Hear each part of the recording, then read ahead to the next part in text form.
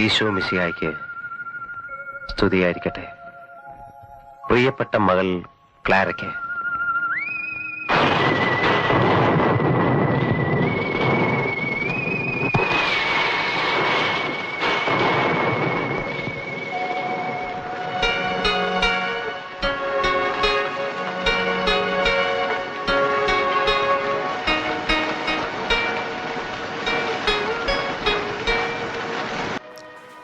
ആയിരത്തി 1980-കളിൽ മലയാള സിനിമയിൽ സംഭവിച്ച നവോത്ഥാനത്തിൻ്റെ തലതൊട്ടപ്പനായിരുന്നു ശ്രീ പി പത്മരാജൻ.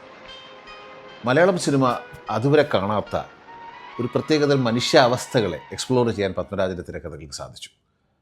അതായത് മനുഷ്യൻ്റെ മിഡിൽ ക്ലാസ്സായ മനുഷ്യൻ്റെ സാമൂഹ്യ തലങ്ങൾ, മാനസിക തലങ്ങൾ, വിലക്കപ്പെട്ട കണികൾ, അത് തേടിയുള്ള മനുഷ്യൻ്റെ സഞ്ചാരങ്ങൾ, അബദ്ധസഞ്ചാരങ്ങൾ, കോംപ്ലിക്കേറ്റഡ് ആയിട്ടുള്ള മനുഷ്യ ബന്ധങ്ങൾ, അതിൻ്റെ വിവിധ തലങ്ങൾ, ഗുഡ് ആൻഡ് ബാഡ്, വിവിധ തലങ്ങളെല്ലാം എക്സ്പ്ലോർ ചെയ്യുന്ന തിരക്കഥകളാണ് അദ്ദേഹത്തിൻ്റെ മാസ്റ്റർ പീസായി കണക്കാക്കപ്പെടുന്ന സിനിമകൾ. നിങ്ങൾക്ക് ഇഷ്ടമുള്ള ഒരു 10 സിനിമ എടുത്തു. എൻ്റെ ഫേവറേറ്റ് ഒരു 5 ഞാൻ പറയാം.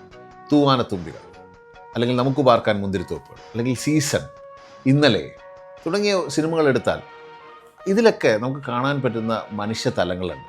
അതിനു മുമ്പ് ഒരു തിരക്കഥാകൃത്തും എക്സ്പ്ലോർ ചെയ്യാത്ത മനുഷ്യൻ്റെ തലം. അത് വൾണറബിളായിട്ടുള്ള ക്യാരക്ടേഴ്സ്, മനുഷ്യൻ്റെ ഇമോഷൻ, അതായത് കരയുന്ന നായകന്മാർ, പൊട്ടി തകർന്നു പോകുന്ന നായകന്മാർ, പ്രേമത്തിന് മുന്നിൽ പ്രേമം പറയാൻ സാധിക്കാത്ത നായകൻ, സ്ട്രോങ് ആയി നിൽക്കുന്ന സ്ത്രീകൾ, ഇങ്ങനെയൊക്കെ അതുവരെ എക്സ്പ്ലോർ ചെയ്യാത്ത, അതുവരെ ഉണ്ടായിരുന്ന ഫോർമുലകൾ, അതിലുണ്ടായിരുന്ന ഒരു സെറ്റപ്പിനെ ബ്രേക്ക് ചെയ്തുകൊണ്ട് അൺകൺവെൻഷനലായി ചിന്തിക്കുകയും നമ്മുടെ ചുറ്റും കാണുന്ന മനുഷ്യരെ യഥാർത്ഥമായി, അതായത് ആർട്ട് സിനിമയുടെ ആർട്ട് ഭാഗം അങ്ങനെ തന്നെ നിലനിർത്തിക്കൊണ്ട് കൊമേഴ്ഷ്യൽ സിനിമയുടെ കളറുകളും ചേരുവകളും ചേർത്ത് നമുക്ക് ഒരു വിസ്മയ ലോകം തീർത്തിട്ടാണ് 1991 ഞാൻ ഗന്ധർവൻ സംവിധാനം ചെയ്ത് അദ്ദേഹം ഗന്ധർവ ലോകത്തേക്ക് മടങ്ങിപ്പോയത്.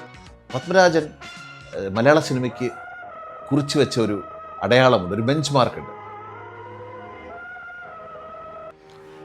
ഈ മണ്ണിൽ ചവിട്ടി നിൽക്കുമ്പോഴും അങ്ങ് അനന്തവിഹായസിൽ കവിത പോലെ ഒഴുകുന്ന മനോഹരമായ ദൃശ്യഭാഷ, ആ ബെഞ്ച് മാർക്കാണ് പിന്നീട് വന്ന സംവിധായകരെയും പിന്നീട് വന്ന എഴുത്തുകാരെയും നയിക്കുന്നതെന്നും മലയാള സിനിമയെ ലോകോത്തര നിലവാരത്തിലേക്ക് നയിക്കാൻ സഹായിച്ചതെന്നും ഞാൻ വിശ്വസിക്കുന്നു. നിങ്ങളെന്ത് പറയുന്നു?